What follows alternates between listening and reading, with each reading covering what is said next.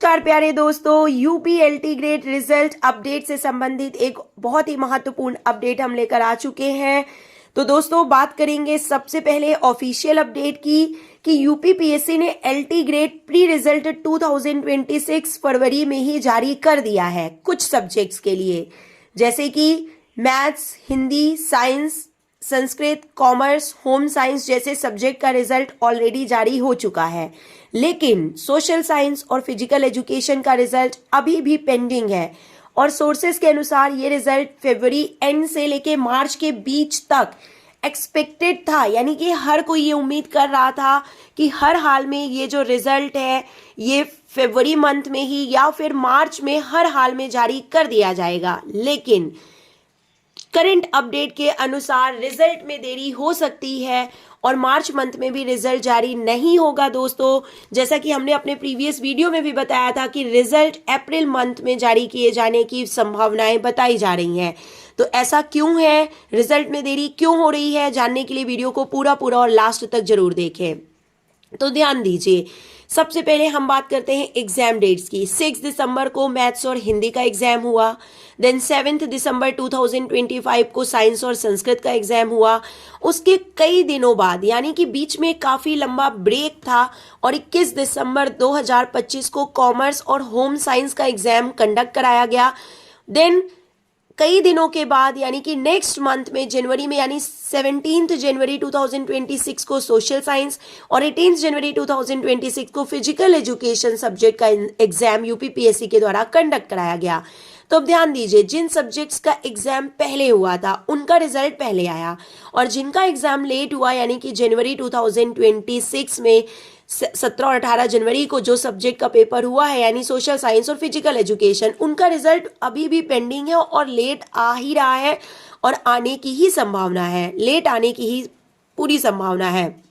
साफ है कि सोशल साइंस और फिजिकल एजुकेशन का रिजल्ट डिले होगा ही होगा और ये डिले होना एक नॉर्मल प्रोसेस है, क्योंकि अगर हम ये बात मानते हैं, इम्पॉर्टेंट एनालिसिस अगर हम देखते हैं मैथ्स और हिंदी रिजल्ट की अगर एनालिसिस हम करें तो आपको थोड़ा सा कट ऑफ का आइडिया होगा और क्वालिफिकेशन यानी कि प्री रिजल्ट कैसा होगा इन सब्जेक्ट्स का उसके बारे में बता देते हैं। आने वाले सब्जेक्ट्स के रिजल्ट के बारे में कि मैथ्स में लगभग 2260 कैंडिडेट्स क्वालिफाई हुए और हिंदी में लगभग 8000 प्लस कैंडिडेट क्वालिफाई हुए।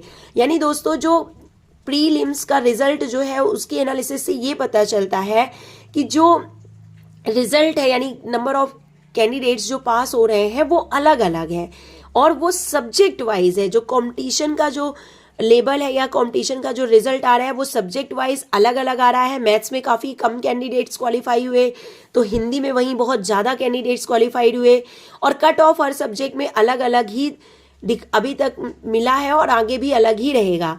हिंदी में सिलेक्शन ज़्यादा है और कट ऑफ मॉडरेट होगा, मैथ्स में कम सिलेक्शन, कट ऑफ टाइट होगा।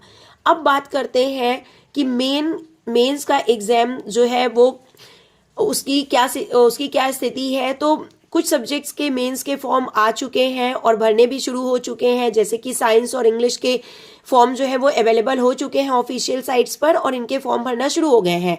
लेकिन कुछ सब्जेक्ट्स के फॉर्म अभी भी नहीं आए हैं। तो इसका मतलब ये है कि UPPSC phase wise mains process भी चला रहा है। यानी जिस तरीके से रिजल्ट जारी किए गए हैं phase wise, subject wise, date wise, उसी तरीके से फेज वाइज मेंस की प्रोसेस भी चल रही है एग्जामिनेशन फॉर्म भरने की। अब हम बात कर लेते हैं सोशल साइंस और फिजिकल एजुकेशन के रिजल्ट में इतनी देरी क्यों हो रही है।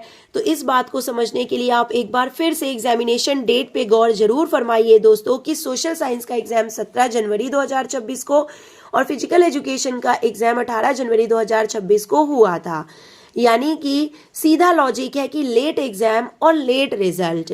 और इसके अलावा आपको बता दें कि कॉपी चेकिंग में भी ज़्यादा समय लगता है। सोशल साइंस में थ्योरी बेस्ड क्वेश्चंस ज़्यादा होते हैं, इसमें इवेल्युएशन में टाइम लगता है।